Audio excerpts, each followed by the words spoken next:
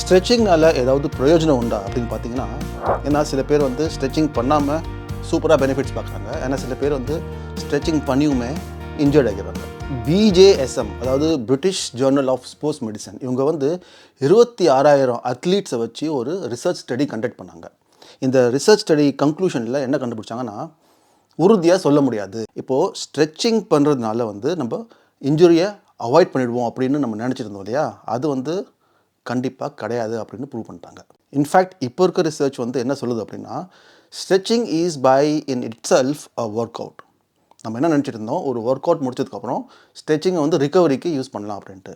But இப்போ இருக்க studies என்ன சொல்லுது அப்படின்னா, ஸ்ட்ரெச்சிங் அப்படிங்கிறதே வந்து ஒரு ஒர்க் அவுட். அதுக்குன்னு ஒரு தனி நாள் நம்ம வந்து டெடிகேட் பண்ணணும். ஸோ ஸ்ட்ரெச்சிங் பண்ணிங்கன்னா, ப்ராப்பரான ஸ்ட்ரெச்சிங் பண்ணிங்கன்னா அதுக்கும் ஒரு ரிகவரி தேவைப்படுது. இந்த BJSM ஸ்டடியில் குறிப்பாக இந்த இன்ஜுரி ப்ரிவென்ஷன் பாயிண்ட் ஆஃப் வியூவில் வேறு என்ன கண்டுபிடிச்சாங்க அப்படின்னா, ஒரு சுவாரஸ்யமான விஷயம் இருக்குது. மல்டி மோடல் ட்ரைனிங் அப்படின்னு நீங்கள் கேள்விப்பட்டிருப்பீங்க. மல்டி மோடல் ட்ரைனிங்னா multiple types of training mix பண்ணி பண்ணுறது. அதில் வந்து உங்களுக்கு கார்டியோ இருக்கும், பேலன்ஸ் ட்ரைனிங் இருக்கும். ஸோ இந்த மாதிரி மிக்ஸ் பண்ணி பண்ணக்கூடிய எக்ஸசைஸில் அது மூலமாக இன்ஜுரி ப்ரிவென்ஷன் வந்து 35% தான், 35% மட்டும்தான். இதுவே வெறும் பேலன்ஸ் ட்ரைனிங், அதாவது ப்ரோப்ரியோசெப்டிவ் ட்ரைனிங் அப்படின்னா என்னென்னா, ஒரு காலில் ஸ்குவாட்ஸ் பண்ணுறது, இல்லை பால் மேலே புஷ்அப்ஸ் எடுக்கிறது. ஸோ இந்த மாதிரி பேலன்ஸ் பேஸ்ட் ட்ரைனிங், இந்த வயசான காலத்தில் பண்ணுவாங்கள்ல அந்த மாதிரியான ட்ரைனிங், இது மட்டும் பண்ணிங்கன்னாவே உங்களால் 45% இன்ஜுரி வந்து ப்ரிவெண்ட் பண்ணிடலாம். And shockingly 70% of injury prevention avoid பண்ணுறது எந்த ட்ரைனிங் மூலமாக தெரியுமா?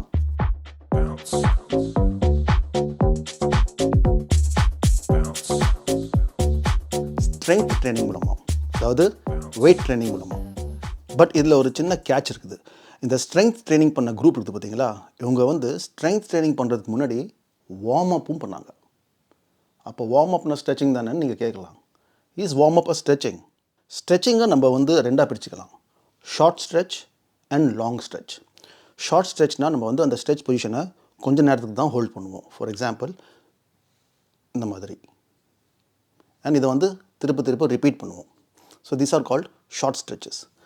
இதே ஸ்ட்ரெச்சிங்கை நம்ம வந்து ரொம்ப நேரம் ஹோல்ட் பண்ணி வைக்கிறோம் இப்படி, அப்போது இது லாங் ஸ்ட்ரெச். இந்த ஷார்ட் ஸ்ட்ரெச்சுக்கு இன்னொரு பேர் இருக்குது, டைனமிக் ஸ்ட்ரெச்சிங். இந்த டைனமிக் ஸ்ட்ரெச்சிங்கை தான் வார்ம் அப் அப்படின்னு சொல்கிறோம். இந்த லாங் ஸ்ட்ரெச்சை ஹோல்ட் பண்ணியிருக்கோம் இல்லையா, இதுக்கு பேர் வந்து ஸ்டாட்டிக் ஸ்ட்ரெச்சிங். இதை வந்து நம்ம கூல் டவுனில் ஜென்ரலி யூஸ் பண்ணுவோம். ஸோ இந்த BJSM ஸ்டடி குரூப்பில் இந்த ஸ்ட்ரென்த் ட்ரைனிங் குரூப்காரங்க வந்து ஷார்ட் ஸ்ட்ரெச்சஸ் பண்ணாங்க பிஃபோர் தேர் ஸ்ட்ரென்த் ட்ரைனிங், அதாவது வார்ம் அப் பண்ணாங்க. ஸோ நவ் ஸ்ட்ரெச்சிங் அப்படின்னாவே நம்ம வந்து வார்ம் அப்பை மீன் பண்ணுறது கிடையாது. ஸ்ட்ரெச்சிங் அப்படின்னா லாங் ஸ்ட்ரெச்சை தான் மீன் பண்ணுறோம், அதாவது கூல் டவுனை தான் நம்ம வந்து மீன் பண்ணுறோம்.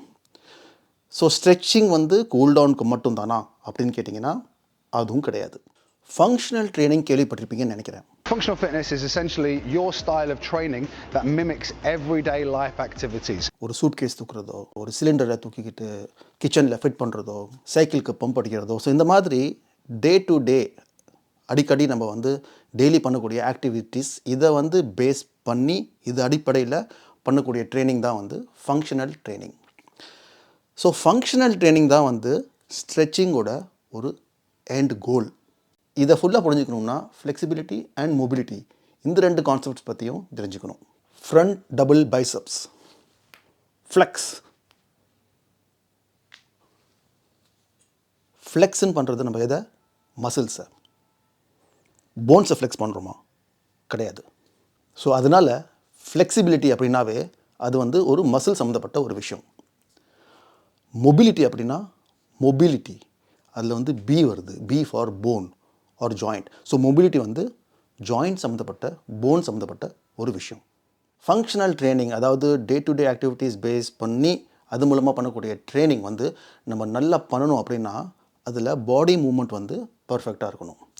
ஸோ பாடி மூமெண்ட் எப்படி உண்டாகுது அப்படின்னா, ஒன்று ஜாயிண்ட், இதில் வந்து நல்ல மொபிலிட்டி இருக்கணும். ரெண்டாவது, ஜாயிண்ட்டுக்கு ரெண்டு பக்கம் இருக்கிற மசில்ஸில் நல்ல ஃப்ளெக்சிபிலிட்டி இருக்கணும். So flexibility of the muscle and the mobility of the joint produces body movement. இதில் மசிலோட ஃப்ளெக்சிபிலிட்டியை இம்ப்ரூவ் பண்ணுறதுக்கு தான் நம்ம வந்து ஸ்ட்ரெச்சிங் யூஸ் பண்ணுறோம். ஸோ மசிலை ஸ்ட்ரெச் பண்ணுறது, அதாவது எக்ஸ்டெண்ட் பண்ணுறது வந்து ஒரு ஆஸ்பெக்ட் தான் ஃபார் அ மசில். அதோட ரெண்டாவது ஆஸ்பெக்ட் வந்து அதை கான்ட்ராக்ட் பண்ணுறது, ஸ்குவீஸ் பண்ணுறது.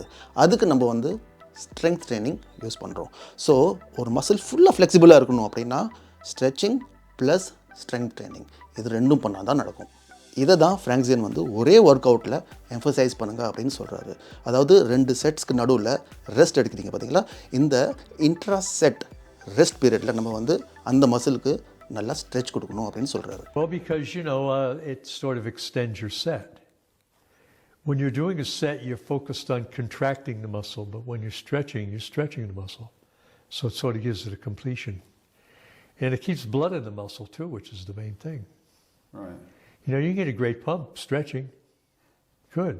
இது எந்த அளவுக்கு வந்து கரெக்ட் அப்படிங்கிறது வந்து இன்னும் டிபேட்டபிள் தான். There is no conclusion. It's all about one's personal preference. So dynamic stretching, அதாவது ஷார்ட் ஸ்ட்ரெச்சஸ், இது வந்து வார்ம் அப்பில் யூஸ் பண்ணுறோம். இதை ஒரு பக்கம் விட்டுருங்க. இதை விட்டால் நம்மளுக்கு வந்து ஸ்ட்ரெச்சிங்க்கு என்னென்ன ஆப்ஷன்ஸ் இருக்குது அப்படின்னு நீங்கள் யோசிக்கிறீங்கன்னா 3 ஆப்ஷன்ஸ் இருக்குது. ஒன்று, இப்போ சொன்ன மாதிரி ஃப்ராங்க்சியன் சொன்ன மாதிரி 2 செட்டுக்கு நடுவில் ரெஸ்ட் பீரியடில் ஸ்ட்ரெச்சிங்கை இன்ட்ரடியூஸ் பண்ணலாம். பட் இந்த ஸ்ட்ரெச்சிங் வந்து ஷார்ட்டாக குயிக்காக இருக்கணும் to improve the range of movement for that particular muscle and bone. ரொம்ப நேரம் 2 செட்டுக்கு நடுவில் நீங்கள் வந்து ஸ்ட்ரெச்சிங்கை ஹோல்ட் பண்ணுறீங்க அப்படின்னா உங்களோட ஒர்க் அவுட்டே வந்து பாதிக்கும். அதுக்காக தான் அப்படி சொல்கிறோம். பட் ஒர்க் அவுட் முடிஞ்சதுக்கு அப்புறம், தட் இஸ் ஆப்ஷன் நம்பர் 2, ஃபுல்லாக ஒர்க் அவுட் முடிஞ்சதுக்கப்புறம் கூல் டவுனுக்கு நீங்கள் வந்து இந்த long stretches, cool down stretches, static ஸ்ட்ரெச்சஸை கண்டிப்பாக யூஸ் பண்ணுங்கள். இன்னும் அட்வான்ஸாக நீங்கள் வந்து ஸ்ட்ரெச்சிங் பண்ணணும்னு ஆசைப்பட்றீங்க அப்படின்னா, maybe because you are a gymnast or an advance athlete, அப்படி நீங்கள் வந்து உங்கள் கோல்ஸ் வச்சுருக்கீங்க அப்படின்னா தென் டெஃபினெட்லி ஸ்ட்ரெச்சிங்க்கு ஒரு ஒர்க் அவுட் 1 டே நீங்கள் வந்து டெடிகேட் பண்ணணும். பட் அப்படி பண்ணிங்கன்னா உங்களுக்கு வந்து ரிக்கவரியும் வந்து தேவைப்படும். ஏன்னா stretching at that level is a workout. ஸ்ட்ரெச்சிங்கில் இன்னும் நிறைய அட்வான்ஸ் கான்செப்ட்ஸ்லாம் இருக்குது. PNF stretching, active stretching, passive stretching, ballistic stretching. But average லேமேனுக்கு வந்து இதெல்லாம் தேவையில்லை. நமக்கு நம்மளோட ஒர்க் அவுட்ஸ்க்கு வந்து நான் சொன்ன ஸ்ட்ரெச்சிங் மட்டும் பண்ணால் போதும். இதுக்கு மேலே நமக்கு வந்து தேவையில்லை. But if you want I can handle them as well in a different video. உங்களுக்கு ஏதாவது டவுட் இருக்குது அப்படின்னா கண்டிப்பாக இந்த கமெண்ட்ஸில் கொஷின்ஸ் கேளுங்க. I'll be more than happy to answer all your questions and concerns. Cheers.